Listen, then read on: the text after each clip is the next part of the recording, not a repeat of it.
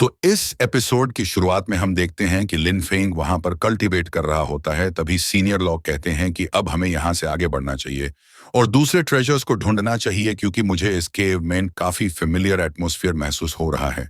तो हमें आगे जाना चाहिए। उनके इतना कहने पर लिन फेंग और शाओतिया उनके साथ आगे जाने लगते हैं। तो आगे उन्हें एक बड़ा सा गेट मिलता है जिससे लिन फेंग टच करता है। तो उस गेट पर एक फॉर्मेशन अपीयर होता है और एक रोशनी बाहर आती है। और फिर वो लोग एक अजीब सी जगह पर पहुंच जाते हैं जहां सामने एक फर्नेस होता है। और शाओतियन उस जगह को देखकर कहता है कि ये जगह तो काफी अजीब है, यहाँ काफी सारे पपेट्स और मैजिक वेपन्स हैं, कहीं ये वेपन रिफाइनिंग रूम तो नहीं।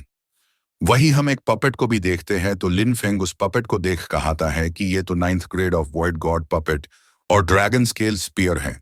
और ये कहकर वो उन दोनों को अपने पास रख लेता है और फिर वहां रखे और भी वेपन्स को देखने लगता है।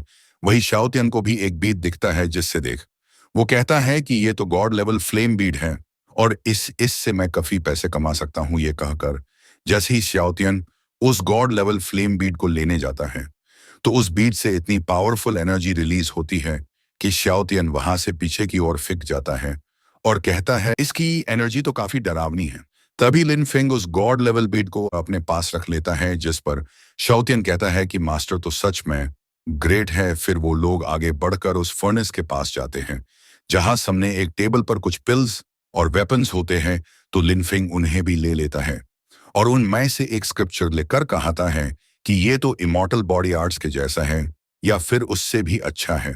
तभी दूसरी साइड रखी एक टेबल पर एक बॉटल में से एक एनर्जी बाहर निकलकर लिन फेंग की तरफ आती है और फिर वहां एक स्नेक टाइप स्पिरिट बाहर आता है और लिन फेंग के स्पिरिचुअल स्पेस में चला जाता है। ये देख शाओतियन दूसरी तरफ से कहता है कि ये स्पिरिट कितना अनलकी है जो खुद अपने आप मास्टर के पास चला आया। वही लिन फेंग अभी ऊपर की तरफ हवा में होता है और अपने स्पिरिचुअल स्पेस में जाता है जहां वो स्पिरिट बीस्ट कहता है कि ये कितना बड़ा स्पिरिचुअल स्पेस। तभी लिन फेंग उससे कहता है कि तुम पर्पल विंग स्कॉटी स्पिरिट हो। तो वो कहता है हाँ, और लिन फेंग की पावर्स को देख कहता है कि ये तो एक जीनियस है। और फिर लिन फेंग से कहता है कि लगता है कि तुम्हारी soul sea dragon soul throne के सामने टिक सकती है। जिस पर लिन फेंग उससे कहता है कि तुमने जानबूझकर इनहेरिटेंस की रिलीज की ताकि तुम मेरी बॉडी कैप्चर कर सको। तो उस पर वो स्पिरिट बीस्ट एक एनर्जी रिलीज करते हुए कहता है कि हाँ, 60,000 ईयर्स पहले जो बंदा यहाँ आया था उसकी बॉडी काफी वीक थी।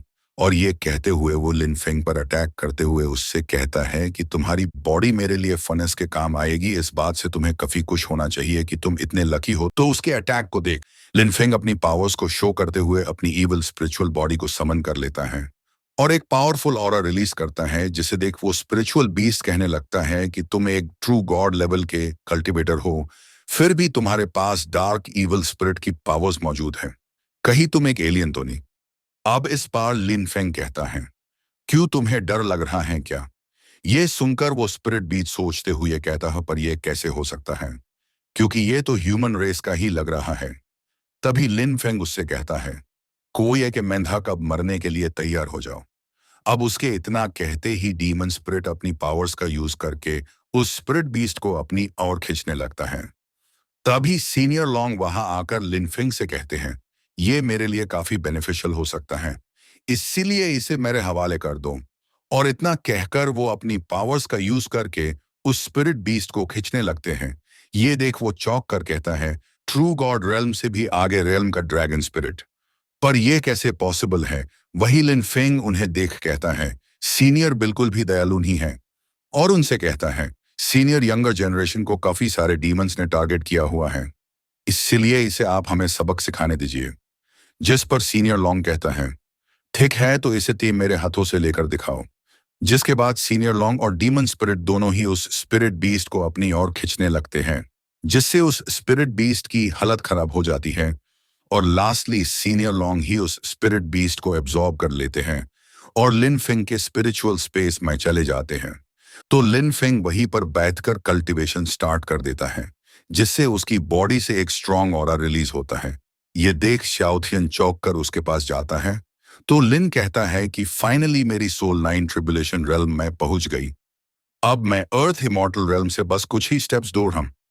ये सुनकर लिन फेंग कहने लगता है वो स्पिरिट भी इस ट्रू ड्रैगन की सोल स्पिरिट थी जो इतने दिनों से लोगों को अट्रैक्ट कर रही थी। कितनी अजीब बात है। लेकिन अच्छा हुआ मास्टर आप उसी कैप्चर करने के केपेबल थी जिस पर लिनफिंग कहता है। अभी ऐसे काफी सारी चीजों को हमें हासिल करना है। ये सुनकर शाओतियन काफी खुश होता है। तो लिनफिंग कहता है अभी हमें जल्दबाजी करने की जरूरत नहीं है। इसलिए सबसे पहले मैं ट्रू गॉड लेवल के गॉड एसेंस को डिफाइन करूंगा और अपनी स्ट्रेंथ को इम्प्रूव करूंगा।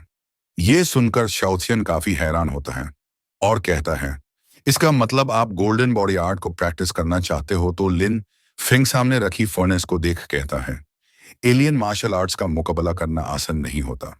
और फिर वो उस फर्नेस की पावर्स को एब्जॉर्ब करते हुए कहता है इसीलिए अगर हमने गोल्डन बॉडी में ग्रेट सक्सेस को अचीव कर लिया तो उसके बाद अगर हमारी मुलाकात ट्रू गॉड रेल्म के कल्टीवेटर से भी हुई तो हम यूज बिना डीमन स्पिरिट की पावर्स को एक्टिवेट किए भी हारा पाएंगे। ये सुनकर लिनफेंग काफी खुश होता है और कहने लगता है ये तो सच में कमाल की बात है।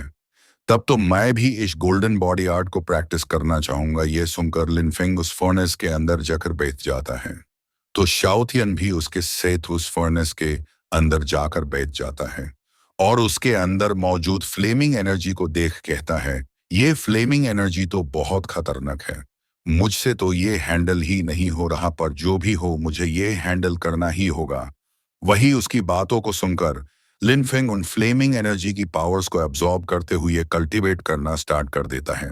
अब इसी के साथ सीन शिफ्ट होकर बिंगलुआन और बाकी सब पर आता है जो कि अभी सेकंड लेवल वाले केव में होते हैं जहां पर पर्पल बीस्ट पपेट्स मौजूद होते हैं, जिन्हें देख युशवान सबको बताती है कि इन पपेट्स में से सबसे लोएस्ट लेवल का पपेट भी वर्चुअल गॉड रेल्म के 6th लेवल का है।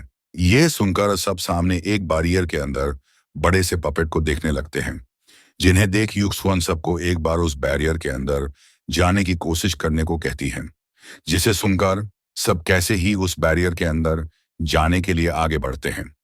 तभी पीछे से वहां पर ड्रैगन क्लैन का लीडर ग्वान अपने ड्रैगन फॉर्म में आता है और सबको अंदर जाने से रोक देता है, जिसे देख युक्षुअन चौंक कर कहती है ग्वान यहाँ पर। वही उसी देख चुयिन भी हैरान होकर कहती है ये तो वर्चुअल गॉड रेल्म के 9th लेवल में पहुंच गया है।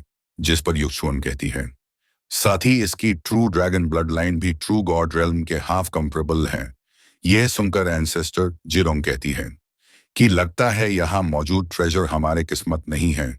वही दूसरी तरफ गुआन अपने ह्यूमन फॉर्म में आता है तो उसका ग्रैंडसन उसी बताने लगता है कि यहाँ पर एक ट्रू गॉड लेवल का पपेट मौजूद है।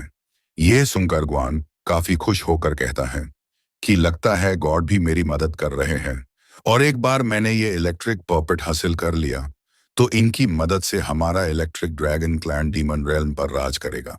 यह सुनकर उसका एक बंदा किंगलुअन क्लैन और फॉक्स क्लैन की और इशारा करते हुए ग्वान से कहता है पर इनका क्या करे। तो ग्वान का ग्रैंडसन कहता है चलो सबसे पहले इनसे डील करते हैं, और इतना कहकर को सबको अपनी पावर्स के जरिए जकड़ लेता है। तो ग्वान यूनेस भी ऐसे कहता है कि मैं हम लोगों को 4 मिनट का वक्त दे रहा हूं, जल्दी से उस ह्यूमन रेस के लड़के को मैसेज भेजकर उसी यहाँ बुलाओ, क्योंकि अगर उसने यहाँ आने में 1 मिनट भी देरी की तो मैं तुम सबको खत्म कर दूंगा। अब उसके इतना कहते ही हमारा आज का ये एपिसोड यहीं पर खत्म होता है। जल्दी ही मिलते इसके लेटेस्ट एपिसोड के साथ। तब तक के लिए हमारे चैनल को जरूर से सब्सक्राइब कर लें।